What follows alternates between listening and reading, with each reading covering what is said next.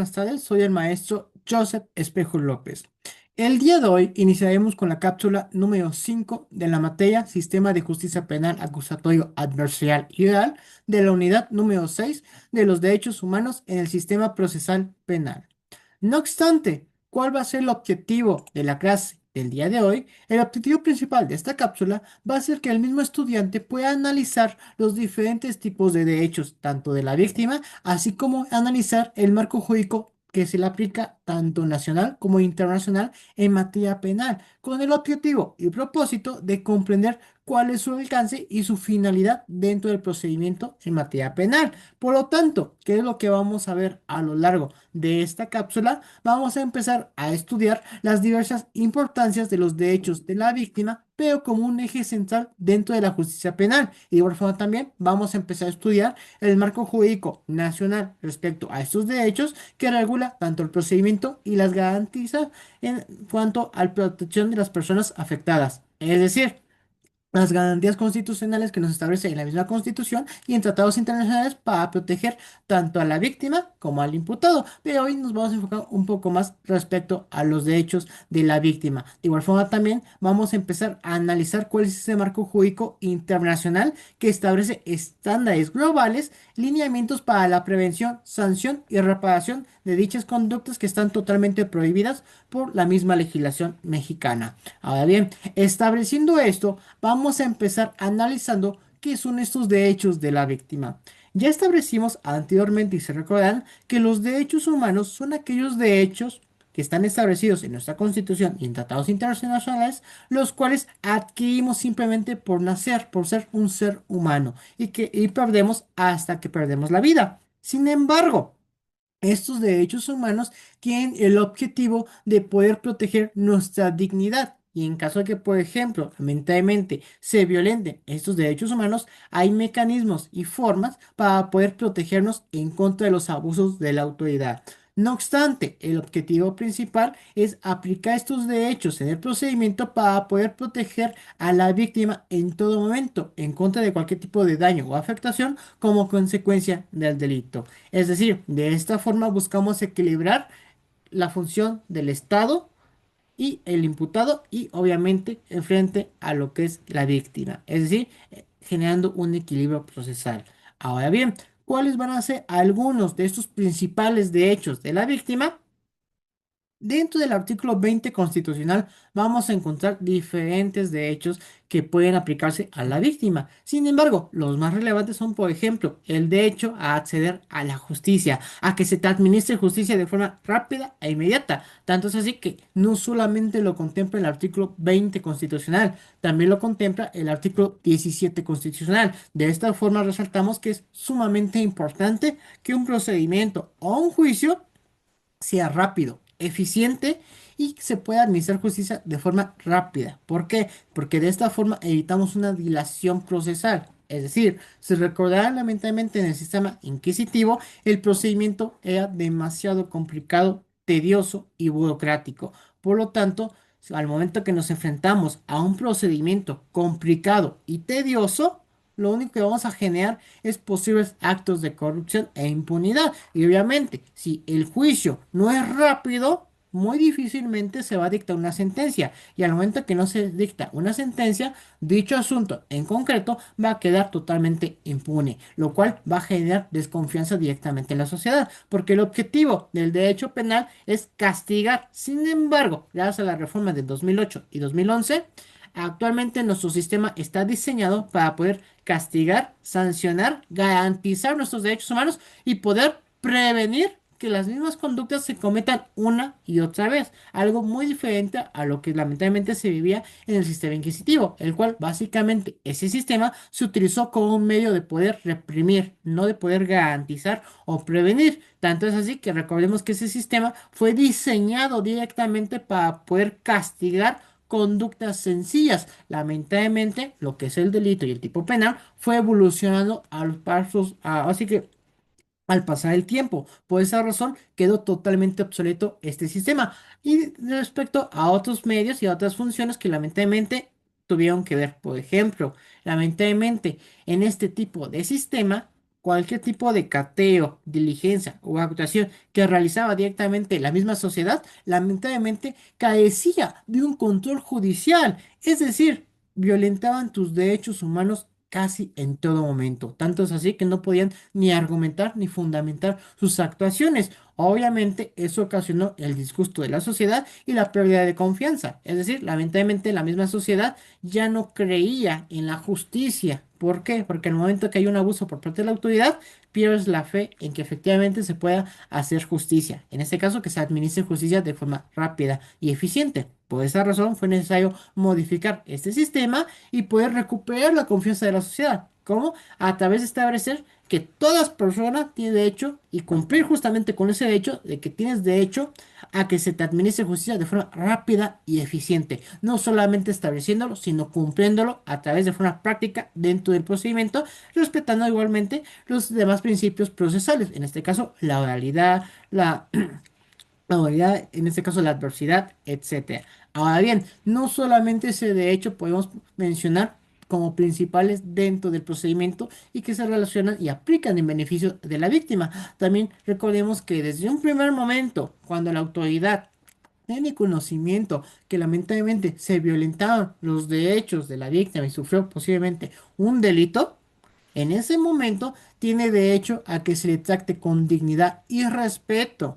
Es decir, que no se le discrimine por ningún motivo. Tanto es así que tanto el artículo 20 constitucional lo menciona y el artículo primero también. Es decir, nadie puede ser discriminado ni por raza, etnia, género, etcétera.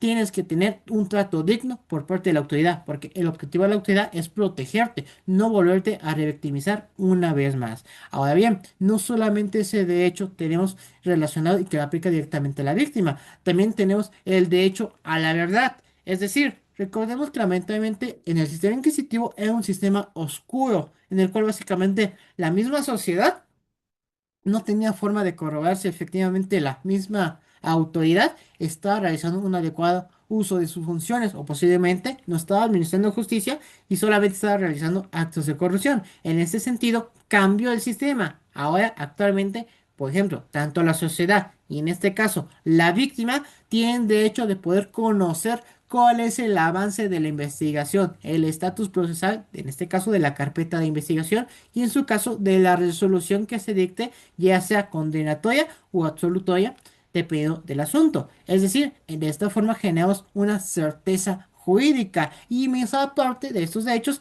también la víctima en todo momento va a tener derecho a la preparación integral del daño.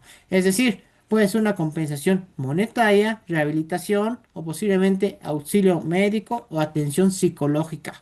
Es decir, va a poder recibir esta reparación totalmente integral del daño, obviamente, lamentablemente por recibir este tipo de conductas totalmente prohibidas por nuestra misma legislación. No obstante, la reparación del daño es un requisito indispensable. Es decir, ya sea que tramitemos un juicio ordinario en materia penal, un procedimiento abreviado, la cual es una forma de básicamente abreviarnos lo que es el juicio, es decir, básicamente saltarnos el juicio, una forma anticipada de terminar el juicio para que me puedan entender, o ya sea que nos vamos por la justicia alternativa, a través de un mecanismo alterno de solución de controversias, por ejemplo, el acuerdo reparatorio o la suspensión con el preso.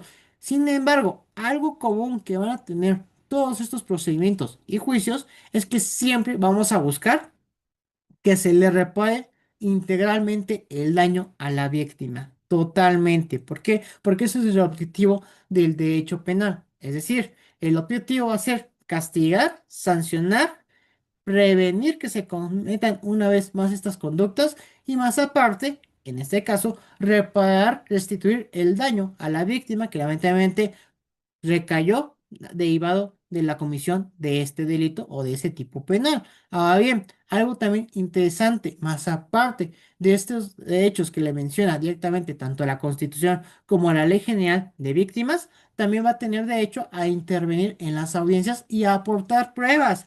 Es decir, algo muy interesante que cambió con la reforma del 2008 es que tanto el imputado como la víctima tienen derecho a poder presentar, obviamente por conducto de su defensa y por Ministerio Público, sus propias pruebas que ellos consideran adecuadas. Es decir, básicamente ayudan directamente, por ejemplo, la víctima va a auxiliar al Ministerio Público para posiblemente presentar más pruebas necesarias para acreditar que efectivamente dicha persona X realizó esta conducta. O posiblemente el imputado también va a tener derecho de presentar sus propias pruebas por medio de su defensa para acreditar que efectivamente él es totalmente inocente. Es decir, ambas partes pueden presentar sus debidas pruebas. De esta forma también garantizamos ese principio de contradicción. Es decir, ambas partes pueden presentar sus propias pruebas para poder contradecirlas entre sí. Es decir, de esta forma generamos un equilibrio procesal. Y de igual forma también, algo también interesante que trajo este nuevo sistema penal acusatorio, adversarial y oral, es que, por ejemplo, cuando una persona va directamente, realiza su predenuncia y posteriormente la ratifica presentándose en el Ministerio Público, desde aquí ya estamos utilizando medios electrónicos, una gran ventaja para facilitar lo que es la tramitación, por ejemplo, y que se administre justicia de forma rápida y expedita. No obstante, ya realizamos nuestra predenuncia, ya narramos cómo estuvieron los hechos, cuál fue la afectación que recibimos lamentablemente, cuál fue el delito que se cometió y posteriormente vamos con el Ministerio Público a la Fiscalía que nos corresponde para poder ratificar, es decir, volver a narrar lo que pasó para confirmar los hechos. Posteriormente a eso, algo interesante es que nosotros podemos solicitar como víctimas, o en este caso, partes ofendidas, medidas de protección. Es decir, dentro del Código Nacional de Procedimientos Penales van a existir diferentes tipos de medidas de protección con el objetivo de poder resguardar la integridad física y psicológica directamente de la víctima. Por ejemplo, podemos solicitar una orden de restricción que básicamente es que esta persona X que nos agredió no se nos acerque o posiblemente pedir el auxilio de la policía, es decir, el resguardo policial o refugio. En todo caso, por ejemplo, yo pido una medida de protección en la cual consiste que me proporcionen una escolta o el número telefónico de alguna patrulla de mi sector donde habito para que posteriormente, si esta persona que lamentablemente me agredió con anterioridad y lamentablemente violentó mis derechos humanos, cometiendo algún delito, si lo vuelve a realizar, a través de esta medida de protección, yo me comunico inmediatamente con la autoridad para que me puedan resguardar, para que me puedan auxiliar y lamentablemente o afortunadamente no se me vuelva a agredir una vez más, evitando así de esta forma la revictimización. De igual forma también es fundamental establecer cuál va a ser la base constitucional de estos derechos humanos y de este marco jurídico nacional en materia penal que trajo con la reforma de 2008. Ya vimos que el artículo 20 constitucional principalmente nos habla sobre los principios generales del derecho procesal penal, pero también nos habla de los derechos que tiene directamente la víctima y el imputado durante todo el juicio, durante toda la investigación en materia penal. Sin embargo, otros pilares que van a establecer y van a emanar directamente lo que es el sistema penal es, por ejemplo, el artículo 16 constitucional, el artículo 14 constitucional, el artículo 21 constitucional. ¿Por qué? Porque el artículo 14 constitucional nos establece que en todo momento la misma autoridad y las partes tienen que respetar lo establecido en la misma legislación competente. Es decir, si nos vamos directamente al Código Nacional de Procedimientos Penales, nos establece tres etapas principales para la tramitación de juicio ordinario en materia penal. La audiencia inicial, audiencia intermedia y audiencia de juicio. Ya vimos que en la audiencia inicial hay diferentes tipos de actos procesales. De esta forma respetamos el principio de concentración. En esta audiencia inicial se califica de legal o ilegal la detención. Más aparte también se tiene que establecer la formulación de imputación y de igual forma también el dictado de la medida cautelar para evitar que el presunto responsable se sustraiga de la acción de la justicia y la vinculación a proceso que va a solicitar el Ministerio Público. A lo que me refiero es que si nos establecen esas etapas con cada característica de cada una de esos actos procesales, la misma legislación lo tiene que establecer y por consecuencia la autoridad lo tiene que respetar. Es decir, si el Código Nacional de Procedimientos Penales establece estas audiencias que se tienen que llevar a cabo para tramitar un juicio ordinario, se tienen que respetar, punto final. A lo que me refiero es que la misma autoridad de repente no puede decir, vamos a celebrar una audiencia inicial y vámonos directamente a la audiencia de juicio, o no, vamos primero por la audiencia de juicio y después nos vamos a una audiencia inicial. No, no, no. Hay que respetar el debido proceso establecido en la misma legislación. No obstante, Aparte de este artículo, también vamos a encontrar el artículo 16 constitucional, que en muchas ocasiones lo hemos mencionado. Este artículo nos menciona que básicamente las formas en las cuales te pueden detener, realizar un acto de molestia, obviamente motivado y fundamentado. Ya vimos que existen principalmente tres formas de detenerte, en este caso, ya sea por fragancia, caso urgente o una orden de aprehensión.